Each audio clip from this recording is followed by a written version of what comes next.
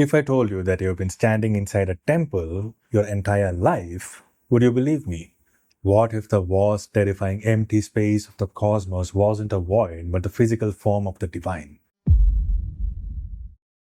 Many thousands of years ago, our Vedic Rishis looked at the night sky, at the stars, the storms, the monsoons, the oceans, and the mountains, and arrived at a conclusion so powerful that it has never been surpassed by any cosmological or religious or metaphysical or even scientific tradition ever since.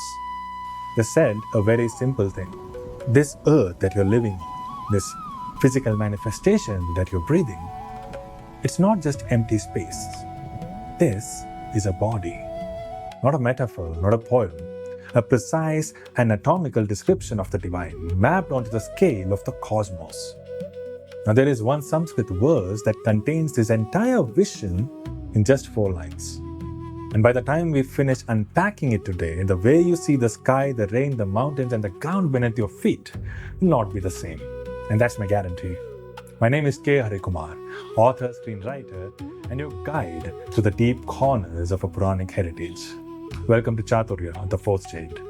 If this is your first time on my channel, then please consider subscribing and turn on that bell icon for more notifications. Let's begin. Pīṭhaṁ yasya dharitri Jala-Dhara-Kalaśaṁ Lingam Nakshatram Pushpamalyam Grahagana Kusumam Chandravahanyaka Netram Kukshihi Sapta Samudra Bhujagiri Sikhiram Saptapatala Padmam Vedam Vaktram Sharangam Dashadisha Vasanam Divya Lingam Namami. What does this mean exactly? Before we dissect the profound philosophy behind these lines, let us look at this beautiful, literal meaning of this verse. It says, I bow to the divine cosmic lingam. The earth forms its base altar, the rain-filled clouds act as its water vessel, and its infinite body spans across the entire sky. The stars are woven into this flower garland, and the planets serve as loose blossoms scattered around it. Look at the beauty of the verse. The moon, the sun, and the fire are its 3 eyes. The 7 great oceans form its belly. The towering mountain peaks are its arms, its mouth speaks the 4 Vedas and their 6 foundational limbs of knowledge, while the 10 directions of space serve as its only garment. But the Rishis were not writing poetry here. They were making a claim.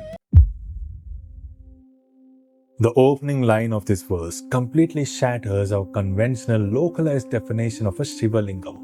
Pīṭhaṁ yasya dharitri Jala-Dhara-Kalaśaṁ Lingam Akāśamurtim. The Rishis are telling us to look down.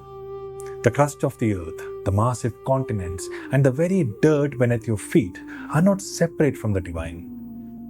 They form the Pīṭhaṁ, the absolute foundation and the altar of Mahadeva. When the heavy clouds gather and release a torrential monsoon downpour, that isn't just weather. Those dark, water-laden storm clouds are the Jala-Dhara-Kalaśaṁ, the cosmic sacred vessels performing a grand, continuous Abhishekam over the planet. And the Lingam? It is the Akāśamurti, the infinite, dark, unbound canvas of empty space. Now this reminds me of the Damru-shaped nebula, the photograph captured by NASA. The mantra instantly scales our consciousness from the mundane to the astronomical. And then the verse shifts its gaze towards the night sky.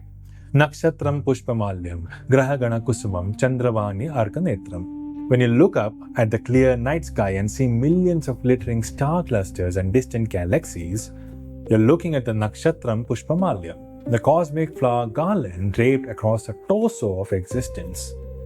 The wandering planets spinning in their precise orbital grids are the individual blossoms scattered around him. The mantra then defines his perception.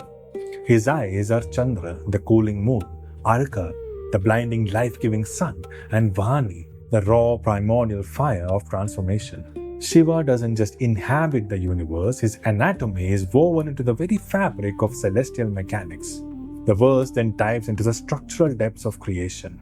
Kukshihi Sapta Samudram Bhujagiri Sikharam Saptapatala Padam. The 7 great oceans of the earth are described as his womb, holding the fluid potential of all life. The towering, jagged mountain peaks of the world, from our very own Western Ghats and the Himalayas to the distant Alps, all are his powerful shoulders and arms. holding up the sky, and his feet rest in the Saptapatala, the 7-layered, dense realms of the underworld anchoring all of material reality. The verse concludes with a profound declaration of his expression and attire. Vedam Vaktram Shadangam Dashadisha Vasanam Divya Lingam Namami. The primordial vibrations of the 4 Vedas and the 6 limbs of study are his voice and face. But perhaps the most beautiful metaphysical realization is Dasha Disha Vasana. The 10 directions of space are his only clothes. Because Shiva is Digambara, unbound by matter, completely untamed and infinitely free. Space itself wraps around him as a garment. Just picture that if you can. And here is what this verse actually does to you if you let it. It reminds us that our ancestors didn't write these lines as mere poetic fantasy. They were mapping a precise psychological and spiritual state. When you chant or contemplate this verse, you stop viewing yourself as an isolated, fragile entity standing inside a cold, chaotic universe. Instead, you realize that you're standing directly inside the temple of the cosmos. The air you breathe is the breath of Mahadeva. The ground you walk is his altar. And the sky above you is his infinite form.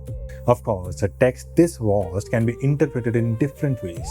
It can be viewed as an ancient ecological framework, a cosmic visualization technique, or a literal guide to meditation.